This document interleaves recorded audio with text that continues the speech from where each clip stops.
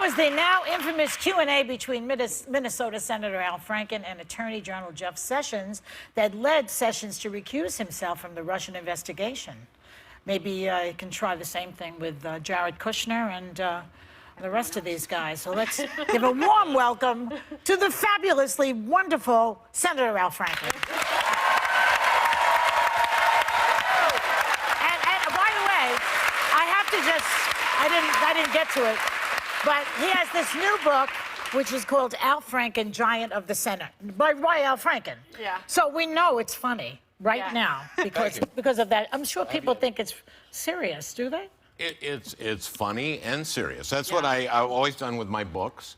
No, I mean the title. They're nutritional candy. Well, Giant of the Senate. they're fun to read, but there's a lot of serious stuff in there. Right. Yeah. So yes, there is. Thank you. So it seems like every other day there's a new bombshell coming out of this administration. The latest, we were talking about it before, about Jared Kushner's involvement, conversations in back channels with Russians. What do you have to say about that? Because Lindsey Graham and this one over here, Jedediah Bila. This one over here.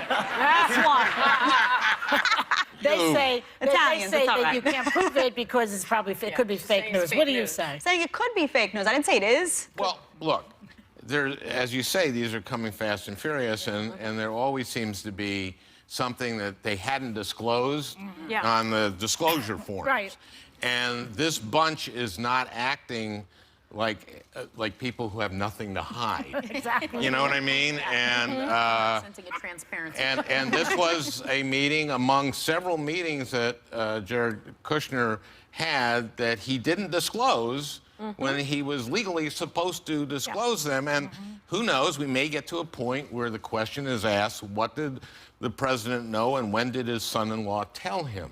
You know, and but we have a special prosecutor. Right. We have both the House and the Senate Intelligence Committees doing investigations. So we have to see where the facts go. Isn't it possible, though, that the Russians are just messing with us on outlets that they know we're monitoring and hoping that the media picks it up? Because I feel like they want to disrupt our democratic process, and I don't know. Again, but I don't know if that means she's shocked again. That's twice I shocked her. But I don't know, Senator. Does that mean collusion between the Trump campaign and Russia, or does that just mean maybe Russia is out to get us? Well, we don't. We know that Russia did interfere with our campaign, and they did it on the side to try against Hillary and for Trump. That we do know, and all the intelligence services have said that. And the question is, did members of the Trump team meet with the Russians and help in that enterprise? And we've seen from Flynn, we saw there Jeff Sessions. I mean, it's funny. He answered a question I didn't ask. I asked him, would you? I essentially asked him, would you recuse himself? And he pivoted to, I never met with the Russians. And a lot of people give me credit for that. And I'm going, like, you know, it's like Franken. He's playing three-dimensional chess. And he's, you know, he's clearly 4 moves ahead of everyone else. And I'm going like, no. I asked him, would he recuse himself? And then, because he recused himself, then we had the Rosenstein appoint the special prosecutor, Mueller, who's great. And it's all because I was playing three-dimensional chess. Let's talk a little bit. Let's talk a little bit about this book, which there is one chapter in the book that has caused a lot of controversy. I don't know if you know about this, but there's a chapter about Ted Cruz that you wrote that is amazing. But in it, you call him an absolutely toxic coworker, singularly dishonest, and a sociopath. Some pretty strong language. And those are his good points. Those are the good. What inspired you to devote a chapter to Ted Cruz? The chapter is really about how important it is to be a collegial senator. I've worked with a lot of Republicans to get stuff done, and I talk about that. You're friends with Sessions himself, are you not? Sessions and I were friends.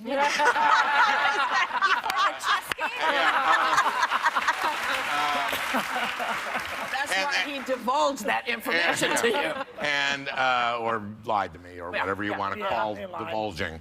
Anyway, so his wife knit a blanket for my first grandson. Oh, wow. That's Yeah, great. and Cruz's wife didn't. Did not.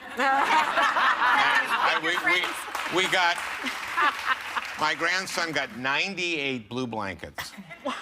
Really? And not Cruz, so that tells you do it. next grandkid. You know he's fundraising off of this stuff, and now he's responded. No, what He's saying this you're is about- obnoxious and insulting, and he's having his moment with this. I know.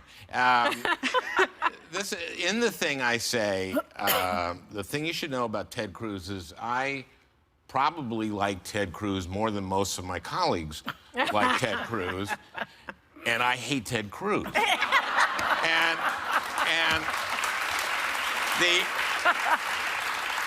And the point is that he doesn't get anything done in the Senate. No. He does not get a thing done. In fact, he really got the government shut down at one point for no reason. And, you know, being in the Senate is you're like in a small town of 100 people. Yep.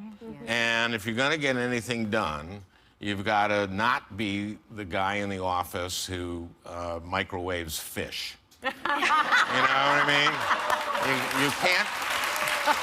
Good. You can't be that guy. That's good. So That's Ted Cruz. now he's going to He's the guy who fundraise microwaves over Al Franken said I microwave fish. That's good.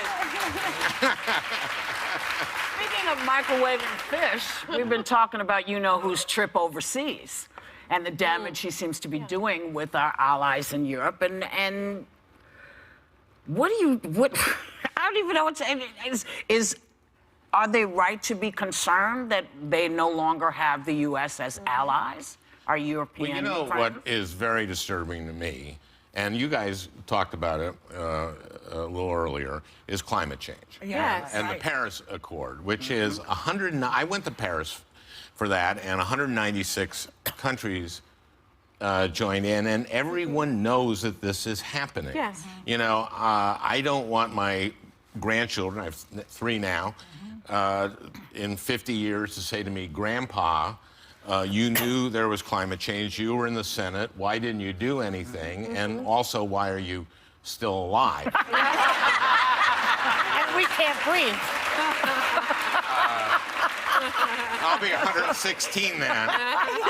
It could happen. Yeah. It could happen. It could happen all this money. I say, kids, it's all. Yes, baby. Yeah. Well, it's all the money we put in NIH, in Institutes of Health. So, Trump has grandchildren, too. every other country knows this is happening. We know it's happening. Every scientist who has been peer reviewed on this is in agreement that the Earth is warming. We see water, the sea level rising. It does that for a reason. We have the ice caps melting. We also, when you heat up something, it expands. Yeah. And this is going to be, this is an existential threat to the planet. Yeah. And you know who knows this better than anybody? The Defense Department. Yeah. And they are preparing for this, and the United States Defense Department expends more energy than any other institution in the world because of the planes and the ships and the bases, et cetera. And they are leading on energy efficiency and on renewable energy. They stand make up to the commander. well, add one, you maybe. That was a burn. We have to go. All right. That's unfair to President Trump. Okay, I tried. President Trump has grandchildren also. It amazes me that he is not concerned about his grandchildren. What does that say about him? But we have to go. I love you so much. Thanks to Senator Al Franken. His new book, Al Franken, Giants of the Senate, is available now, and everyone in our audience is going home with a copy. We'll be right back.